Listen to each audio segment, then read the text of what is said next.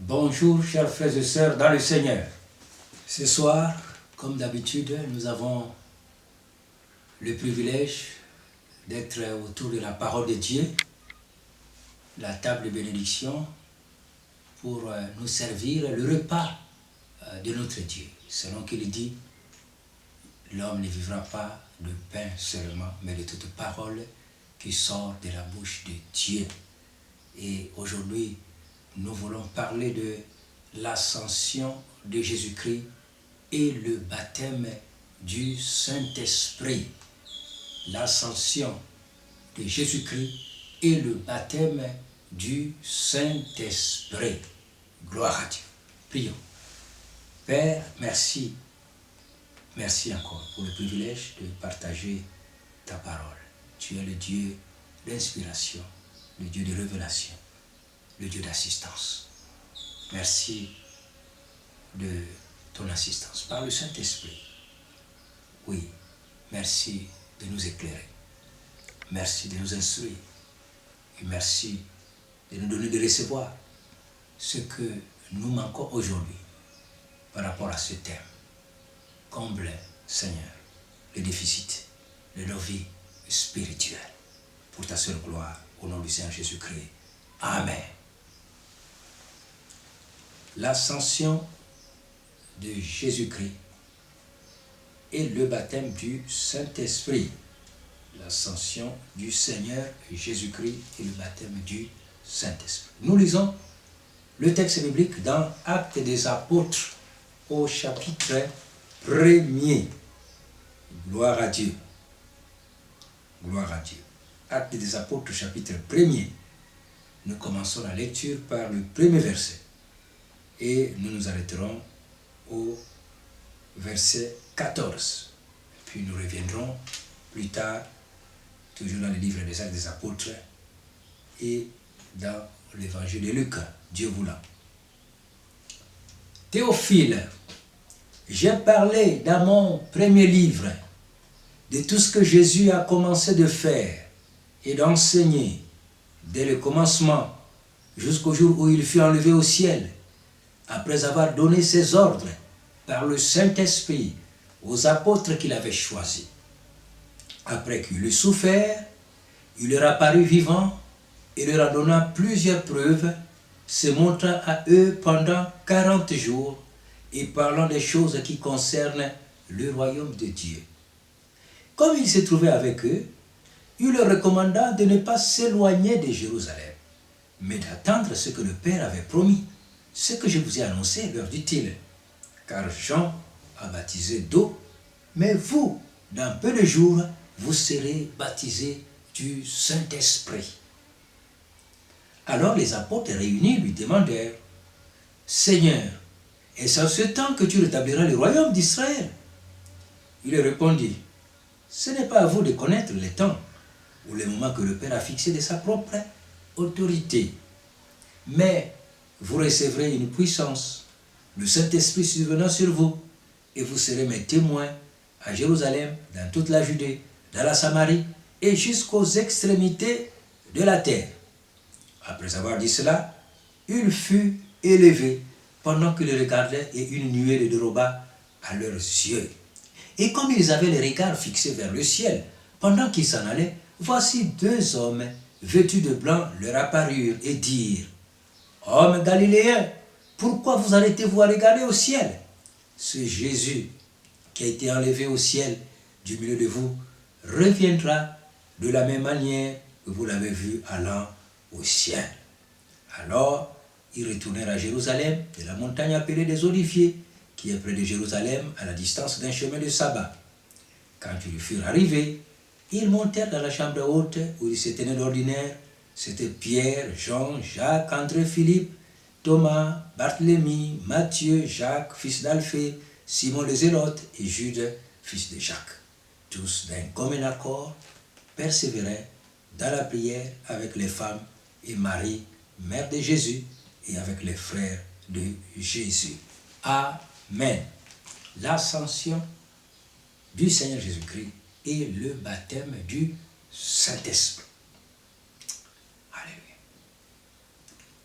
Notre Seigneur comme les Écritures disent, était né à Bethléem, de la Vierge Marie, ayant pour père nourricier Joseph. Il grandit à Nazareth, au nord du pays. Et à l'âge de 30 ans, par la grâce de Dieu, il alla se faire baptiser auprès de Jean-Baptiste dans la province de Judée, n'est-ce pas, au sud. Et là, le Seigneur Jésus fut rempli du Saint-Esprit et va commencer son ministère. Étant entré un jour dans une synagogue à Nazareth, dans la ville où il avait grandi, il se présentera à la synagogue pour faire la lecture, selon la coutume qu'ils avaient, de donner aux visiteurs le privilège de lire le rouleau. Il ouvrit à Isaïe 61 et il commença à lire à partir du premier verset. L'Esprit du Seigneur est sur moi, car il m'a oint pour annoncer une bonne nouvelle aux pauvres. Il m'a envoyé pour ouvrir les yeux des aveugles, pour guérir ceux qui ont le cœur brisé, pour délivrer les captifs et renvoyer libres les opprimés, et pour publier une année de grâce du Seigneur.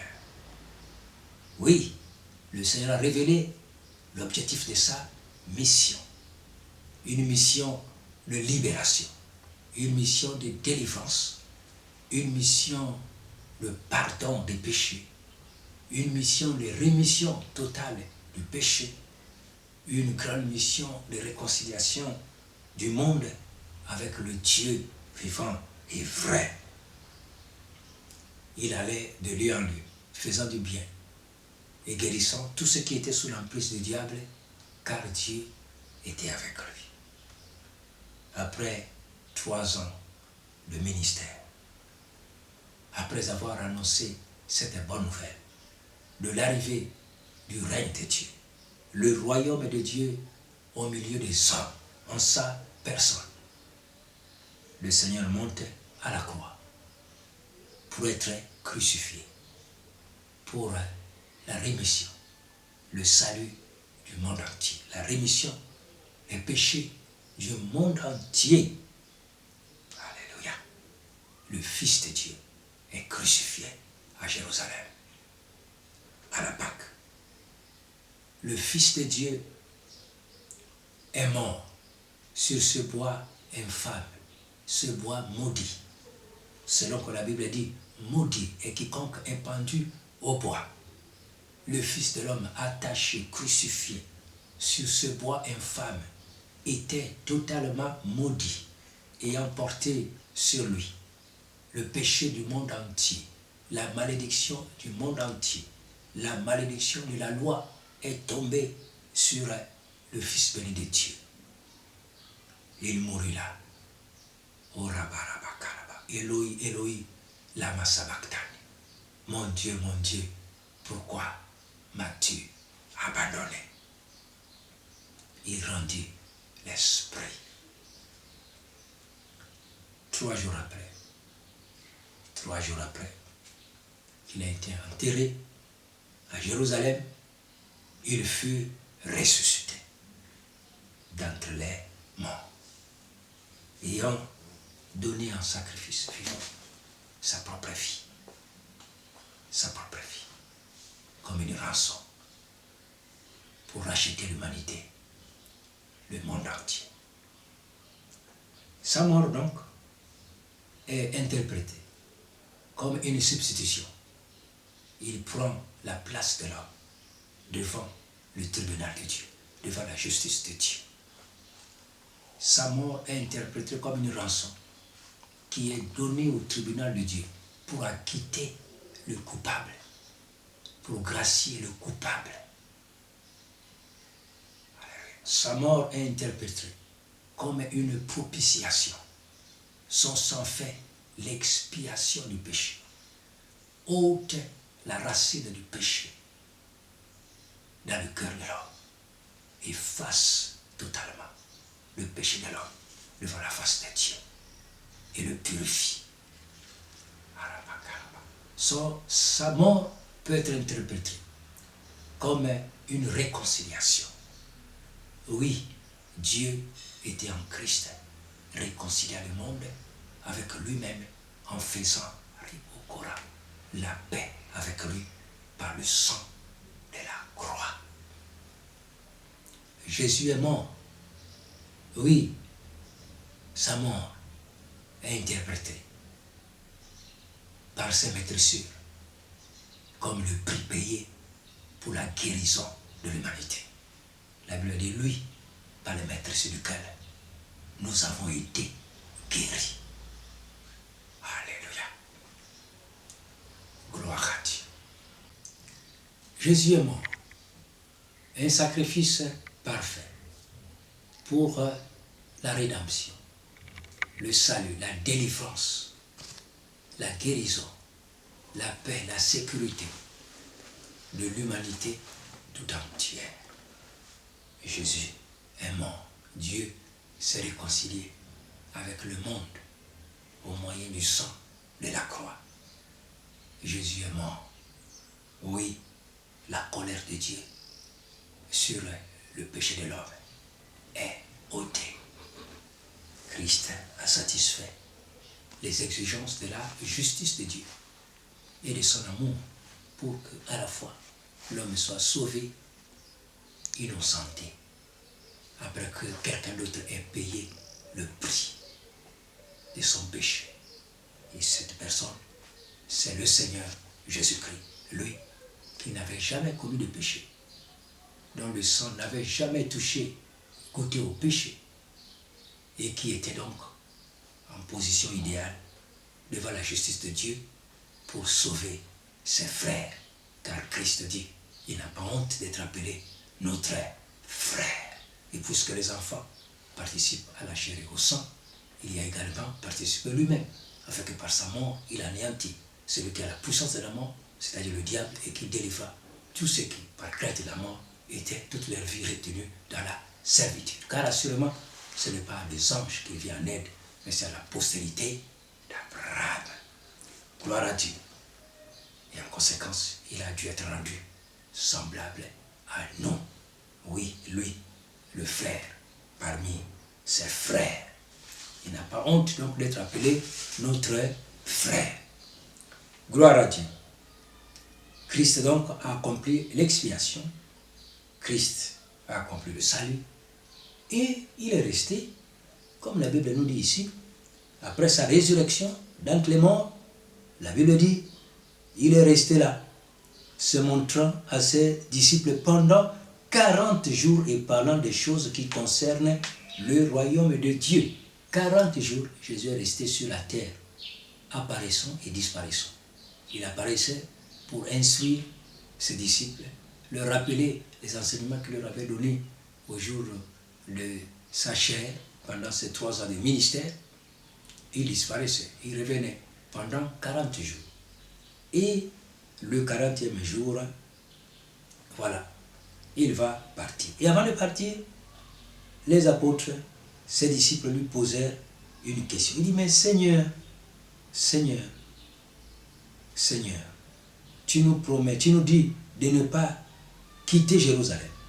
Comme il se trouvait avec eux, il leur recommanda de ne pas s'éloigner de Jérusalem, mais d'attendre ce que le Père avait promis, ce que je vous ai annoncé leur titre. Car Jean a baptisé d'eau, mais vous, dans peu de jours, vous serez baptisés du Saint-Esprit. Voilà ce que Jésus dit. Il dit, les apôtres, oui, ne bougez pas, ne quittez pas Jérusalem.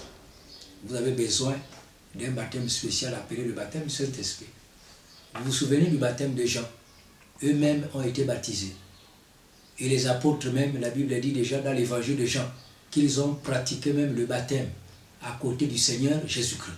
Ils ont été baptisés par Jean-Baptiste et eux-mêmes aussi à côté du Seigneur Jésus-Christ avaient, n'est-ce pas, pratiqué le baptême d'eau. Donc, ils étaient familiers avec le baptême d'eau. Et Jésus dit que non, dans peu de jours, il y a un autre baptême qui sera votre privilège. Ce baptême s'appelle le baptême du Saint-Esprit. Ce n'est pas le baptême de l'homme qui va vous plonger dans les eaux naturelles, mais ce sera un baptême spécial du Saint-Esprit. Alors, les apôtres disent « Ah Seigneur, mais nous avons toujours un autre problème de l'indépendance politique de notre nation. Quand est-ce que cela va intervenir? Est-ce que tu as pensé à cela? Est-ce que c'est dans ton programme ?» Jésus dit « Oui, c'est dans le programme de Dieu, mais ce n'est pas pour le moment. Mais en ce qui vous concerne, présentement, c'est la mission d'être baptisé du Saint-Esprit et l'accomplir, n'est-ce pas, mon œuvre, l'annonce de la bonne nouvelle du royaume de Dieu. Car Jésus est venu prêchant le message du royaume de Dieu. Dit, voici le royaume de Dieu est au milieu de vous. Et ce royaume était dans la personne de Jésus-Christ, le roi qui a fait son entrée dans le monde pour régner. Oh, gloire à Dieu. Et après avoir dit cela, voilà, Jésus-Christ monte aux cieux.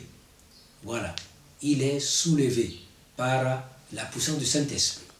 Vous voyez, déjà à l'introduction de ce passage, on nous a dit au verset 2, jusqu'au jour où il fut enlevé au ciel après avoir donné ses ordres par le Saint-Esprit aux apôtres qu'il avait choisis. Jésus était en train d'enseigner dans les 40 jours après sa résurrection sous la puissance du Saint-Esprit. Vous voyez, il a donné les ordres par le Saint-Esprit. Oui, par le Saint-Esprit, poussé par le Saint-Esprit. Et là, il termine à donner ses ordres là pendant 40 jours et il est enlevé par la puissance du Saint-Esprit. Le Saint-Esprit soulève le Seigneur Jésus-Christ alors qu'il était là debout au milieu de ses disciples et les disciples sont surpris. Le Saint-Esprit le soulève par sa force toute puissante et il enlève Jésus de leur présence et il amène jusqu'aux cieux et Jésus disparaît de leurs yeux. Alors, ils étaient là, soucieux. Oh, le Seigneur est parti. Oh, le Seigneur est parti. Et puis, 2 anges sont venus du ciel pour leur encourager. Ils disent non, ne restez pas là. Ne restez pas là. Vous voyez, dans le souci, ne restez pas là, dans la nostalgie. Ne restez pas là, dans le regret. Non, ne restez pas là, dans la tristesse. Il y a des promesses qui ont été faites en votre faveur. Alors, fortifiez-vous et allez attendre la réalisation de ces promesses. Suivez les promesses que le Seigneur vous a faites. Le Seigneur est fidèle. Il a ouvert sa bouche sainte, pure, pour vous faire des promesses. Et ces promesses-là, sûrement, vont s'accomplir. Elles vont se réaliser. Et ils retournèrent donc à Jérusalem et ils sont entrés dans la chambre haute où ils avaient l'habitude de se réunir avec le Seigneur et ils se sont retrouvés là sans lui physiquement et ils ont continué à persévérer dans la prière, dans leurs paroles, dans la prière, dans les promesses que Dieu leur a faites, dans la prière, dans les promesses que Dieu leur a faites, dans la prière, dans les promesses que Dieu leur a faites. Et Jésus est monté. L'acte de montée s'appelle l'ascension. L'ascension. Jésus est monté. Notre thème, l'ascension du Seigneur Jésus-Christ et le baptême du Saint-Esprit. Jésus est monté. Et quand il est monté, il a fait quoi? Il a retrouvé le Père dans le ciel. Et quand il a retrouvé le Père dans le ciel, qu'est-ce qui s'est passé? Oh, gloire à Dieu. Ce qui s'est passé. Voilà. Nous avons, n'est-ce pas, le texte. Qu'est-ce qui s'est passé quand Jésus est arrivé au ciel? Nous allons lire dans Philippiens. Philippiens au chapitre 2. Quand Jésus arrive dans les cieux. Gloire à Dieu. Gloire à Dieu. Philippiens, chapitre 2, versets 9 à 11. Qu'est-ce qui s'est passé quand Jésus est monté, après l'ascension? Jésus est arrivé, accueilli par le Père et les myriades d'anges. Qu'est-ce qui se passe? C'est pourquoi aussi Dieu l'a souverainement élevé et lui a donné le nom qui est au-dessus de tout nom, afin qu'au nom de Jésus, tout genou fléchisse dans les cieux, sur la terre et sous la terre, et que toute langue confesse que Jésus-Christ est Seigneur, à la gloire de Dieu le Père.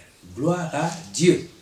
Le Seigneur Jésus-Christ est arrivé au ciel. Il y a eu une cérémonie d'intronisation, comme on appelle ici chez nous sur la terre, d'investiture. Jésus est intronisé, il est investi, il est installé à la droite de la majesté divine, à la droite du trône de Dieu.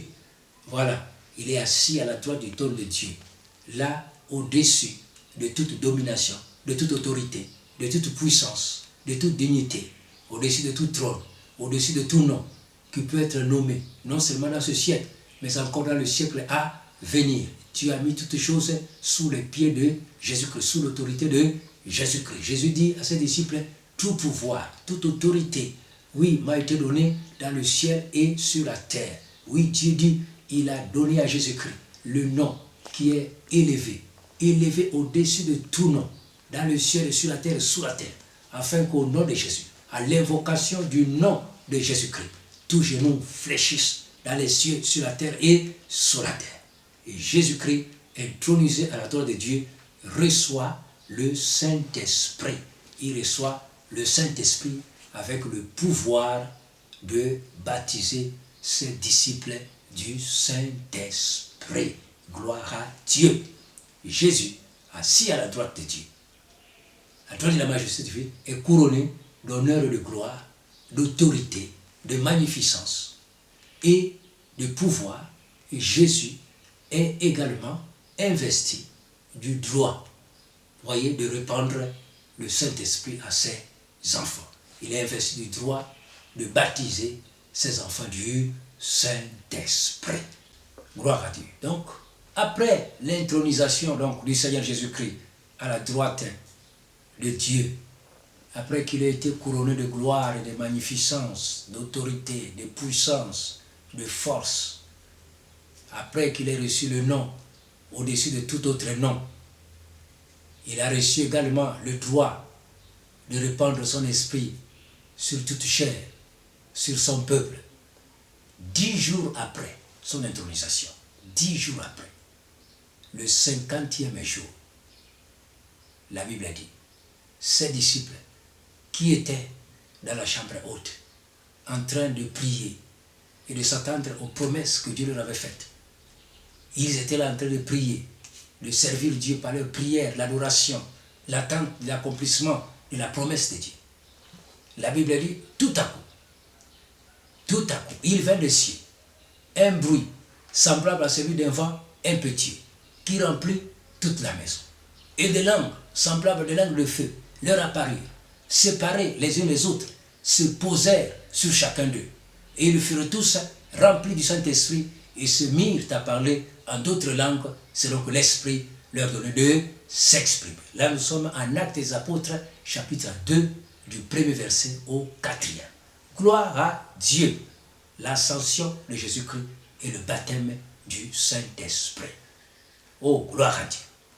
10e jour, après son ascension, après son intronisation, à la droite de la majesté divine, après qu'il soit couronné de gloire et d'honneur, d'autorité et de puissance, et du droit de répandre l'Esprit Saint à toute chair. Oh Jésus-Christ, répandu le Saint-Esprit sur ses disciples, oui, à la fête de Pentecôte à Jérusalem. Gloire à Dieu. Ils furent tous baptisés du Saint-Esprit.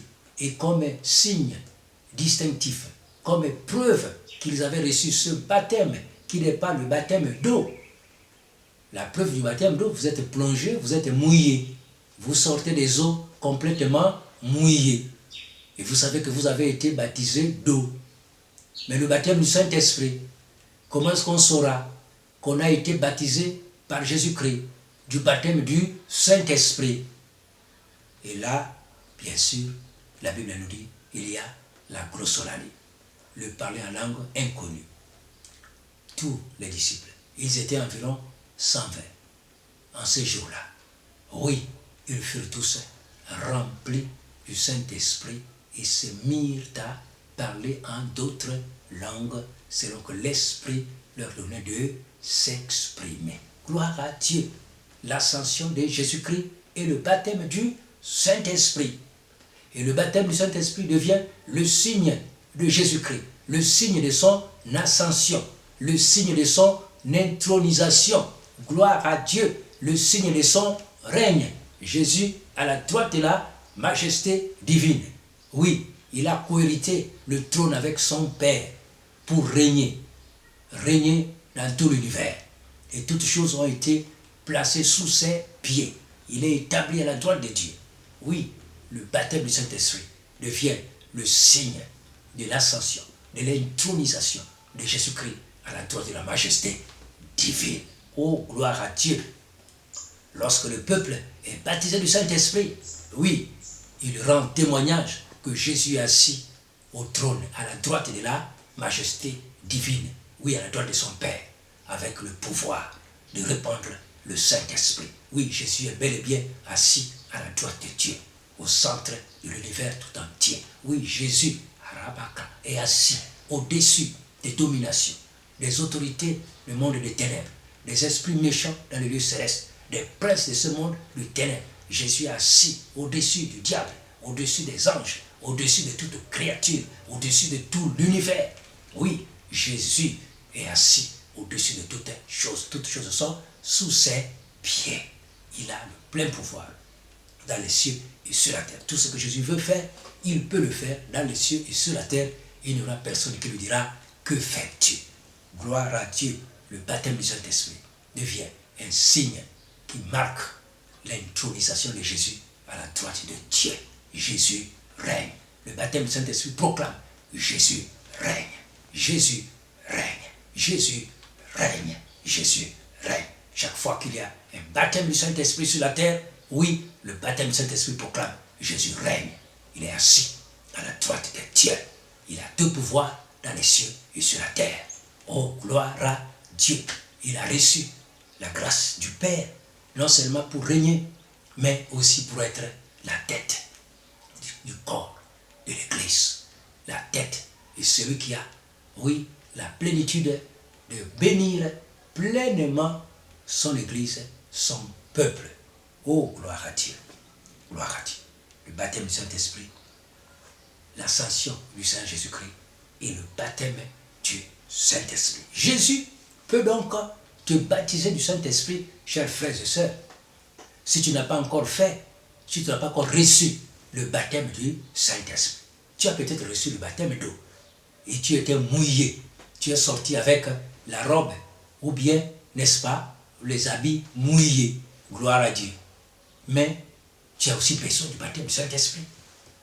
Et ce baptême-là, lorsque Jésus va envoyer son esprit sur toi, oh, il va te donner et tu seras rempli de l'Esprit de Dieu et il va te donner, voyez, la glossolie, le parler à langue. Vous voyez souvent, quand il y a la fête, les enfants, le bac, ou bien l'anniversaire, le mariage, souvent, n'est-ce pas, et une grande réalisation, et dans les cérémonies même officielles, vous voyez, à la bouteille de champagne, par exemple, n'est-ce pas, oui, qui est ouverte, et il y a une manière d'ouvrir ça. Et puis, voilà, il y a le bouchon qui saute et pouf! Oh, rabakaraba. Oui, lorsque Dieu, par Jésus-Christ, t'envoie le Saint-Esprit, lorsque Jésus te baptise du Saint-Esprit, alors ta vie, comme cette bouteille-là, est pleine de la puissance de Dieu, et puis il y a le bouchon qui saute, pouf, de ta bouche s'ouvre, et ta bouche proclame les merveilles de Dieu par la glossolalie, par le parler en langue inconnue, et qui va déboucher par les prophéties, par les louanges en langue, par l'adoration en langue, oui, par l'adoration ou la prophétie en langue vernaculaire, et tu vas prophétiser, et tu auras même beaucoup d'autres dons spirituels que le Seigneur pourrait, n'est-ce pas, manifester au travers de ta vie baptisée du Saint-Esprit. Gloire à Dieu. Le baptême du Saint-Esprit va t'équiper de puissance pour le service.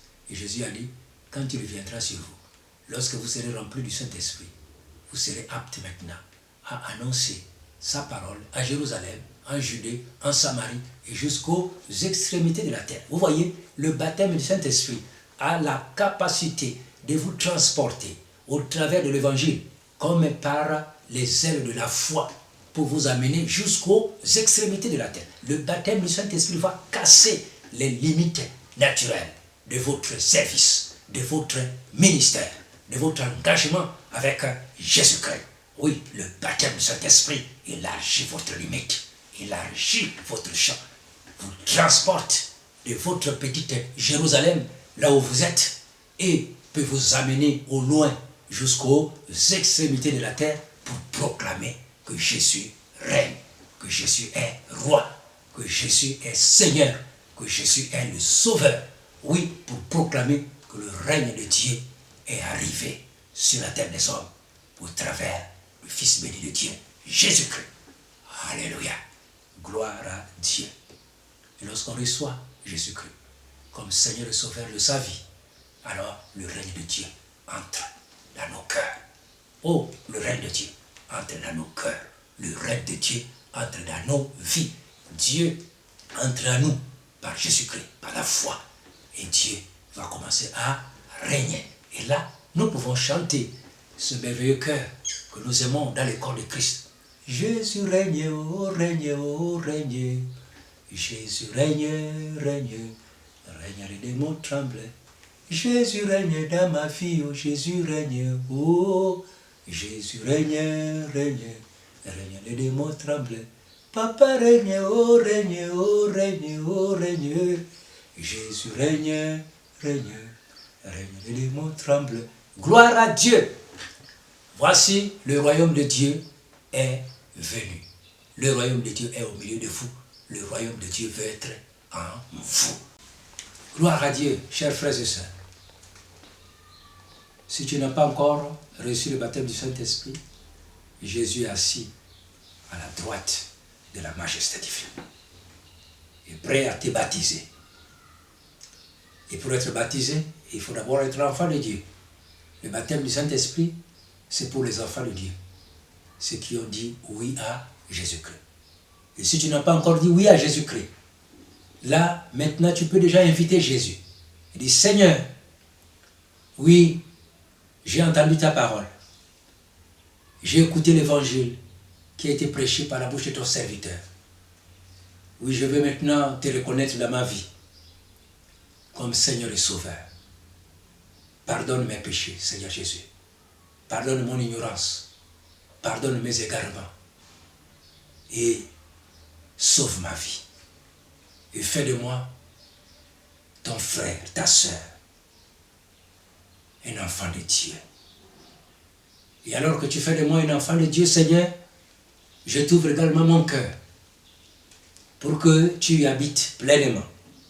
Viens, Seigneur Jésus, et habite dans mon cœur pleinement. Sois le roi de ma vie, le maître de ma vie, le sauveur de ma vie, le Seigneur de ma vie, le médecin de ma vie. Oh Seigneur Jésus, viens et inonde-moi de ta présence et de ta vie. Alors que tu m'inondes de ta présence et de ta vie, Seigneur, je prie également que tu me baptises de ton Saint-Esprit, afin que je sois rempli du Saint-Esprit et apte au ministère spirituel. Merci Seigneur. Au nom du Seigneur Jésus-Christ. Amen.